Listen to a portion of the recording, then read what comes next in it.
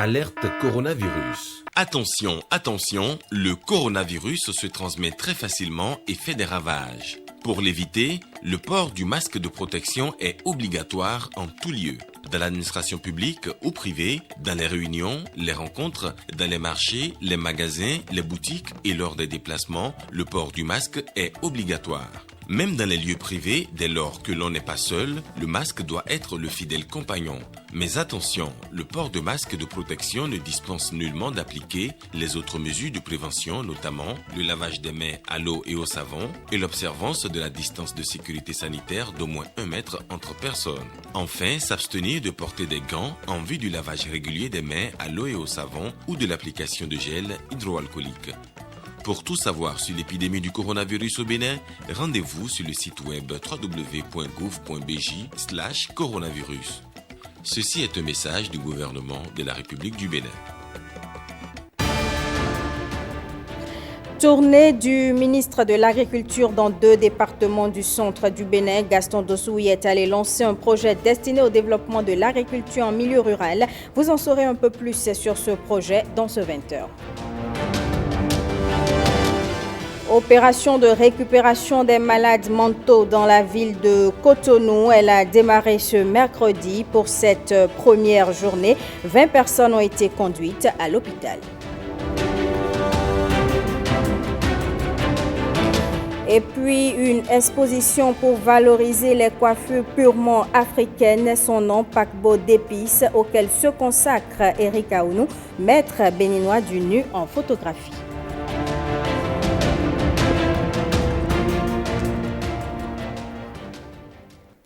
Mesdames et messieurs, bonsoir et bienvenue au journal. Vous l'avez sans doute suivi dans nos précédentes éditions.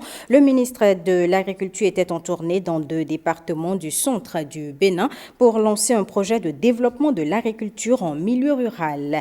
Nous vous proposons un récapitulatif des principales composantes fait par le coordonnateur du projet au micro de James William Bagidi et de Bernal Djogui. C'est un projet d'infrastructure et de réalisation des ouvrages hydro-agricoles pour soutenir la filière riz et la filière maraîchage. Le gouvernement, comme vous le savez, a opté maintenant pour la stratégie agricole, dans le secteur agricole, de faire les choses par filière. Et donc pour accompagner la filière riz et la filière maraîchage, il faut installer donc des infrastructures et des ouvrages qui pourront permettre donc de maîtriser l'eau et permettre donc de produire même en saison sèche et de ceci de façon continue. Alors donc pour ce projet, il est envisagé l'aménagement de 1000 hectares de terre de bas-fond avec maîtrise partielle de l'eau, 300 hectares de périmètre irrigué avec maîtrise totale de l'eau, la construction de 4 retenues d'eau, toujours dans le sens de la maîtrise de l'eau, avec des capacités qui varient de 180 mètres cubes jusqu'à 500 mètres cubes. Il y a une de ces retenues d'eau là qui sera installée à Dassa, une autre à Banté, une 3e à Ouessé et une 4e dans Tchaourou. En dehors de ça, le projet a prévu mettre en place 50 hectares de périmètre maraîcher qui seront alimentés par des forages positifs. Ces forages seront équipés de systèmes photovoltaïques pour favoriser l'exode de l'eau. Il y a des infrastructures connexes. La construction d'environ 30 magasins de stockage de 500 tonnes chacun. La réalisation de 55 aires de séchage. Pour avoir accès aux périmètres qui seront aménagés, aux retenues d'eau qui seront réalisées, il a été prévu la réalisation aussi de 40 km de pistes d'accès. Pour réaliser tout ceci, le gouvernement a mis en place environ 11 milliards 400 millions de francs CFA pour ce projet, pour une durée de 4 ans. Une équipe composée de la police républicaine et des sapeurs-pompiers est descendue ce matin dans les rues de Cotonou pour récupérer les malades mentaux. Au total, 20 personnes ont pu être conduites à l'hôpital. L'opération est initiée par le ministère des Affaires sociales. Rachidat Biomama. De gré ou de force, ils seront pris en charge pour la restauration de leur dignité. L'errance sera bientôt un mauvais souvenir pour ces malades mentaux, aujourd'hui récupérés dans les rues de Cotonou, au carrefour et places publiques. Direction le Centre national hospitalier universitaire de psychiatrie de Cotonou, où ils reçoivent de facto les premiers soins. Avec nos partenaires qui sont associés dans cette activité, à savoir la mairie de Cotonou, à savoir la police municipale de Cotonou, à savoir les éléments des sapeurs-pompiers, la police républicaine. Nous avons, dans une synergie d'action, fait le tour de la ville de Cotonou et l'opération nous a permis d'intercepter 20 malades mentaux. Et vous voyez avec moi que déjà à l'hôpital de Djako, les premiers soins ont démarré. D'ici quelques semaines, quelques mois, si vous revenez dans ce même hôpital, vous allez les méconnaître. Nous allons faire le maximum pour les soigner. Nous allons les traiter. Le traitement, c'est les médicaments, c'est la psychothérapie, c'est les soins corporels, les soins vestimentaires, c'est l'alimentation, c'est la réinsertion professionnelle, c'est la réinsertion sociale. Tout cela nous a été donné comme garantie de la part des autorités ministérielles. Le Fonds d'appui à la solidarité nationale assure la couverture financière de l'opération. Celle-ci fait suite au succès de la phase expérimentale lancée fin 2019 qui a permis de récupérer 51 malades mentaux, dont 45 déjà guéris. L'expérience ayant été vraiment très concluante, le ministère a pris la décision de poursuivre cette activité.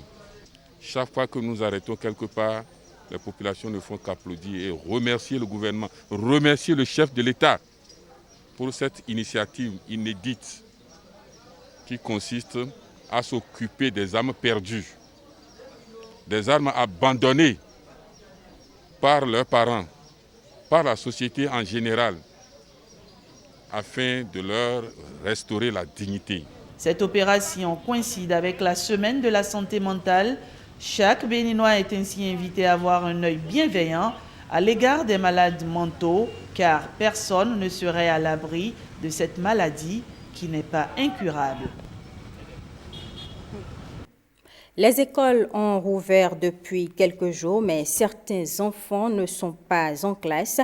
Ils se promènent avec des articles dans les rues et les marchés. À Boycon, le directeur départemental du travail et de la fonction publique du Zou a initié une campagne de lutte contre le travail des enfants. Cette campagne a permis de sensibiliser ces enfants et leurs parents sur les dangers du travail des enfants. Cyprien Lokosso. Carrefour Mokas à Boycon, en l'espace d'une heure d'horloge, près d'une vingtaine d'enfants ont été retenus. De petites filles et de petits garçons qui se promènent avec des marchandises. Pour le directeur départemental du travail et de la fonction publique, la place de l'enfant est à l'école ou dans un centre de formation et non au marché. Les enfants ont droit à l'éducation, ils ont droit à la santé. Et le fait de retrouver les enfants au niveau des carrefours, le fait de retrouver les enfants au niveau des principaux marchés, le fait de retrouver les enfants sur les carrières sont des formes intolérables du travail des enfants que nous devons bannir de notre pays. Donc cette action vise aujourd'hui à faire de telle sorte que le phénomène du travail des enfants puisse être éradiqué dans le département du Zou. La direction départementale du centre de promotion sociale du Zou soutient elle aussi l'initiative. Le CPS de Boycon s'est engagé à mieux orienter les enfants dont les cas sont particuliers. Une jeune fille retrouvée a témoigné. Elle passe en classe de première, mais ne pourra s'acheter ses fournitures scolaires et payer sa contribution qu'à partir de la vente de sachets d'eau appelés Pure Water. Suite à cette campagne, elle bénéficiera du soutien du centre de promotion sociale de Boycon. Nous avons dit d'ici demain de passer au centre social et nous allons voir de concert avec notre service spécialisé, le service social scolaire, voir dans quelle mesure l'inscrit pour qu'elle puisse commencer l'école et poursuivre bien son cursus scolaire. Un autre petit garçon d'un atelier d'aiguiseur qui ne garantit aucune condition sécuritaire sera récupéré et pris en charge lui aussi. La sensibilisation s'est poursuivie à l'autogare de Boycon, où les dangers de l'exploitation des enfants sont longuement exposés aux usagers de ce parc. Le ministère des Affaires sociales et de la microfinance élabore son premier bulletin statistique des actions sociales au Bénin. C'est un document qui met à disposition des données statistiques des différentes actions sociales de ce ministère pour le compte du premier semestre 2020. On retrouve Cyprien Lokosu et Kadnel Kako. La désagrégation par sexe. Le document présente les statistiques des affaires sociales des 12 départements du Bénin. Des chiffres qui renseignent sur des actions vers les différentes cibles de la société béninoise. Le directeur général de l'OFE revient sur la démarche qui a conduit à l'élaboration des données. Une phase pilote d'expérimentation du SIDOFE a été conduite avec succès au niveau d'une 50aine de centres de promotion sociale et a permis d'apporter des améliorations substantielles au nouveau dispositif de collecte, de traitement, de remontée d'exploitation des données. Fort de cela, le système a été étendu au cours de cette année 2020, Madame le ministre, à l'ensemble des 85 CPS de notre pays et aux 12 directions départementales sur l'étendue du territoire national. Le document est attendu depuis bien longtemps et ces 3 dernières années, la ministre des Affaires sociales et de la microfinance s'est véritablement investie pour son élaboration. Ce bulletin statistique relatif au premier semestre 2020 renseigne sur l'état de nos cibles au cours des 6 premiers mois de l'année 2020 à travers des statistiques globales et détaillées, désagrégées par sexe et par âge. Il renseigne également sur les scores relevés par département et par commune sur des thématiques importantes de l'action sociale ainsi que sur la réponse apportée aux cibles par les services d'assistance sociale. Le premier bulletin statistique sur les cibles de l'action sociale a été validé au cours de cet atelier. Un document qui permettra de définir les politiques, projets et programmes de développement. Booster le développement de Takon, un arrondissement de la commune de Sakété, c'est l'objectif de l'Assemblée générale des cadres et leaders de l'arrondissement. Ils se sont à l'occasion réunis en association. Brice Rongbo et Firmin Bassao nous en disent plus.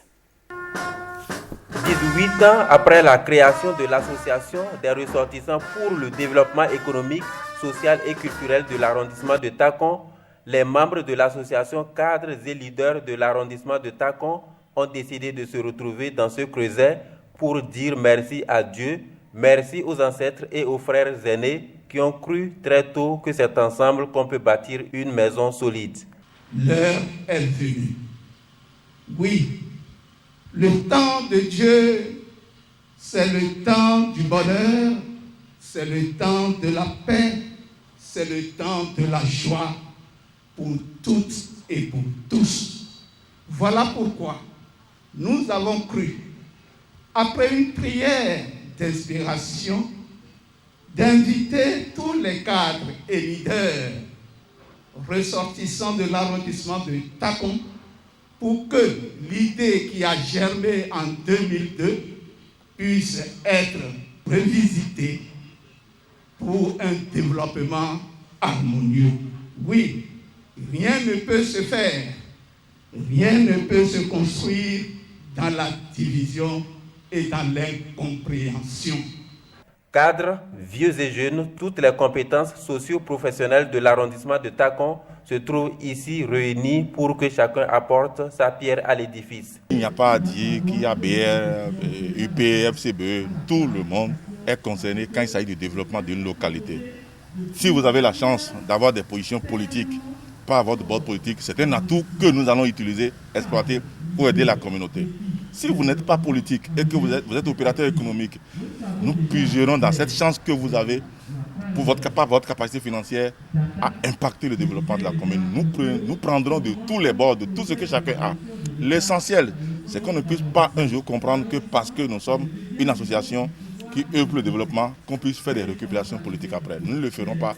Nous avons été clairs. L'initiative pourra permettre à l'arrondissement de Takon de partir sur une nouvelle base pour booster le développement. Paquebot d'épices, c'est le nom de ce projet auquel se consacre ces jours-ci Eric Aounou, maître béninois du nu en photographie. Un projet qui entend révéler les coiffures africaines sous de nouveaux jours. Nikano Kovi et Rodrigue Blondoumain sont allés rendre visite au photographe dans son studio. Reportage. C'est un maître du nu qui s'attaque à la tête des femmes. L'œil vissé à l'objectif de son appareil photo, Eric Aounou interroge le passé et les coiffures traditionnelles. Avec un air de nostalgie dans le regard et de la pédagogie plein l'esprit, le photographe revisite la beauté africaine. En réfléchissant, en essayant de façon nostalgique, on peut dire, de revenir en arrière, on a pensé que montrer aux gens que la beauté naturelle a toujours son mot d'ordre et qu'on pourrait faire un certain nombre de choses sans forcément trop dépenser. Ici, l'artiste détache la tête du corps pour mieux l'effeuiller. Et pour ce faire, rien de tel qu'un titre de projet qui accentue la poésie des coiffures qui enchantent. Tresses africaines, coco taillées, tête de garçon deviennent ainsi paquebot d'épices. Un nom sur mesure pour traduire le mélange des genres et la saveur d'essence mise en exergue. Pour les modèles qui se présentent à l'objectif du photographe, leur envie de poser traduit leur adhésion au projet. Les tresses, ça raconte, ça parle de l'Afrique, la beauté naturelle. Je me sens bien et pour moi, c'est de mettre l'Afrique en valeur. Et je suis très contente de faire partie de ce projet. Paquebot d'épices, c'est également une sorte de nouvelle code tissée au bout de l'ancienne. Un hommage au photographe nigérien Okai Ojekere, portraitiste prolifique de coiffures africaines, décédé en 2014. C'est pour ça que moi, dans mes légendes, j'écris souvent « hommage à ». Et si Eric Aounou veut remettre au goût du jour un patrimoine immatériel qui se perd, c'est sans doute pour mieux le préserver. L'autre apport qu'on va peut-être à un moment donné chercher à connaître, c'est de voir une dame expérimentée, de lui montrer les photos pour qu'elle nous donne des noms. Aujourd'hui, on connaît Dokor, on connaît Tamlon Bridji, Atin, Akwete, mais il y a beaucoup de trucs qu'on photographie, on ne connaît pas forcément les noms. Ces flashs qui crépitent et ces coiffures qui défient l'oubli du temps donnent rendez-vous en 2021 au cours de l'exposition Paquebot d'épices. En attendant, au bout de l'objectif d'Eric Aounou, les épices marinent déjà sur les têtes et elles révèlent leur saveur, parfois par un simple sourire. Le Covid-19 a fait chuter les revenus du tourisme à travers l'Afrique. Les éco-guides s'unissent désormais autour du Wildlife Ranger Challenge, un semi-marathon pour soutenir les rangers à travers le monde entier. Au Bénin, les rangers du parc national de la Pandjari ont aussi fait l'expérience. Blaise Adonkpo, Michael Nouati. Avant le départ, l'objectif du semi-marathon Wildlife Rangers Challenge est défini. Je voudrais préciser que c'est un événement mondial qui se passe dans tous les pays où il y a des aires à protéger, dans tous les pays où on utilise les gardes-faunes. L'événement est destiné à soutenir 1000 rangers pour les équipements. Des rangers en dehors de l'organisation African Parks qui ont des difficultés pour s'équiper, pour avoir l'équipement nécessaire.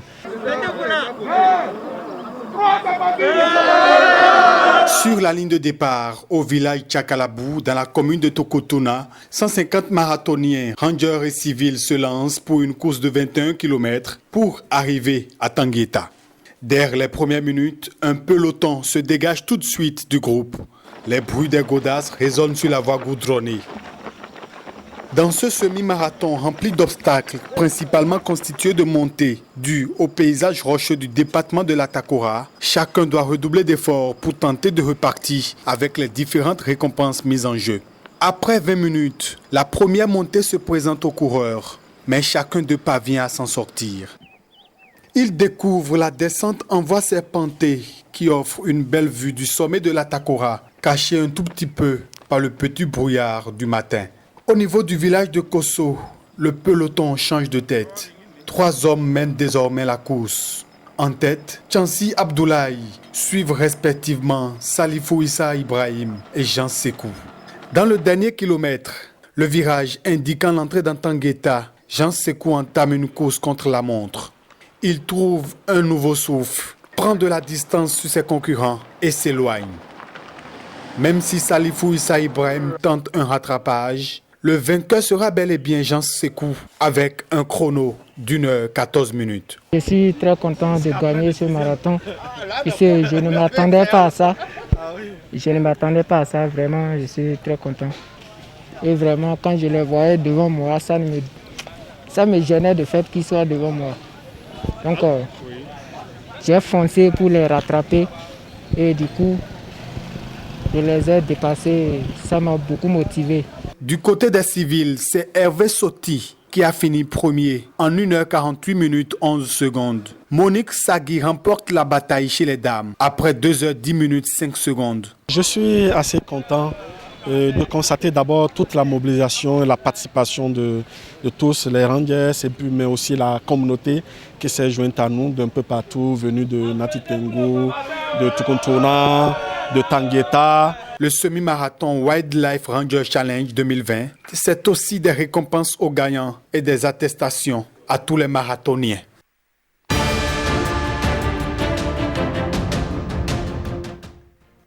Deuxième round des pourparlers libyens au Maroc, des représentants parlementaires des 2 camps rivaux ont annoncé avoir trouvé un consensus en vue de la réunification des institutions de leur pays. En France, un bébé girafe d'une sous-espèce rare, j'y arrive, est né le 28 septembre. Le Monde en bref, c'est une compilation de Jérôme Mougon. Au Mali, le sort de Sophie Pétronin, la dernière otage française dans le monde, et d'une personnalité malienne également présumée enlevée par les djihadistes, restait entouré d'incertitudes mardi soir, malgré les signes persistants d'une libération imminente au bout d'une longue captivité. On n'a pas tous les tenants et aboutissants. On ne sait pas ce que c'est une grosse négociation. Et qu'est-ce qui a été mis à table qu'est-ce que ça va engendrer, quelles vont être les conséquences. Moi, je regarde ce que ça peut apporter.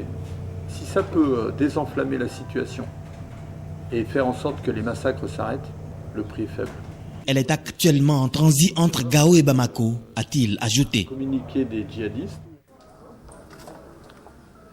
Deuxième round des pourparlers libyens au Maroc, des représentants parlementaires des 2 camps rivaux ont annoncé avoir trouvé un consensus sur des accords globaux en vue de la réunification des institutions régaliennes de leur pays. Aujourd'hui, nous sommes arrivés à des consensus importants qui ont été enregistrés dans des rapports. Nous avons échangé ces rapports pour les transmettre à nos parlements et aux conseils respectifs pour validation. من أجل القول الكلمة الأخيرة بالتوصل إلى تفاهمات شاملة حول ضوابط وآليات. Ce round a été couronné par des accords importants sur les mécanismes et critères de sélection des titulaires des postes de direction de l'article 15 de l'accord politique. عليها في المادة 15 من الاتفاق السياسي.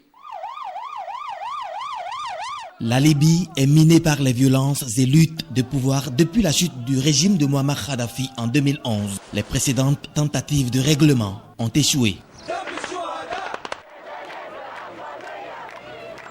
Des Tunisiens manifestent devant le Parlement à Tunis dans le cadre de la campagne Rasbom qui signifie poursuivre les injustices et appelle les députés à rejeter un projet de loi controversé visant à protéger les forces de l'ordre et qui menace les libertés et se venge de la révolution de 2011 selon des ONG tunisiennes et internationales.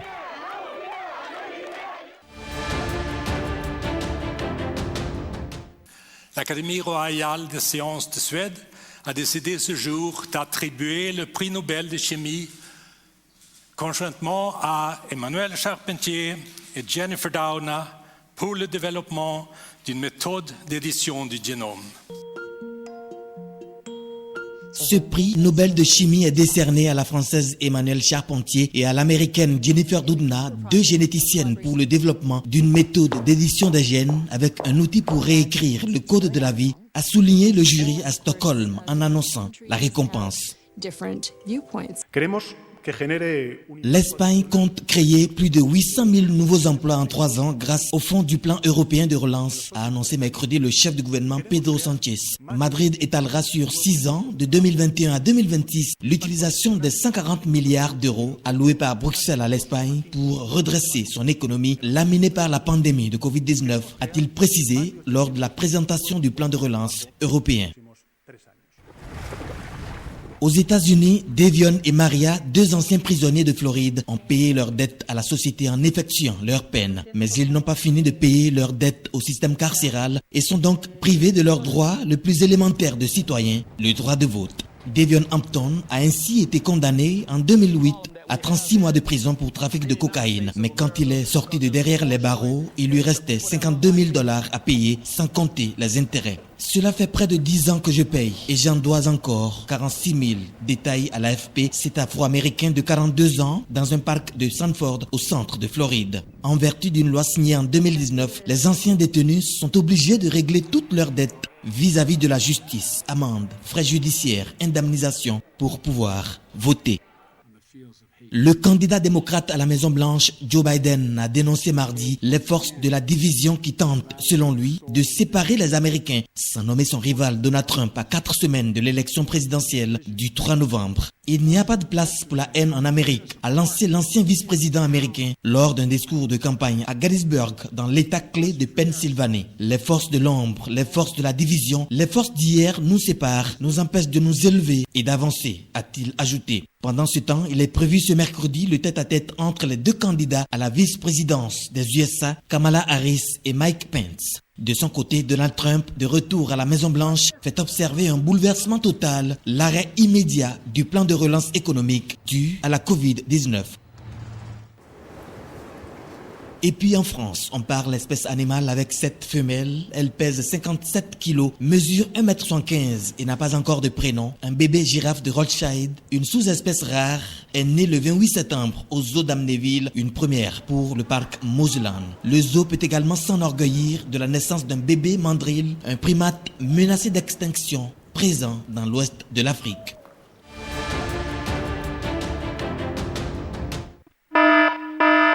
Alerte coronavirus. Attention, attention, le coronavirus se transmet très facilement et fait des ravages. Pour l'éviter, le port du masque de protection est obligatoire en tout lieu.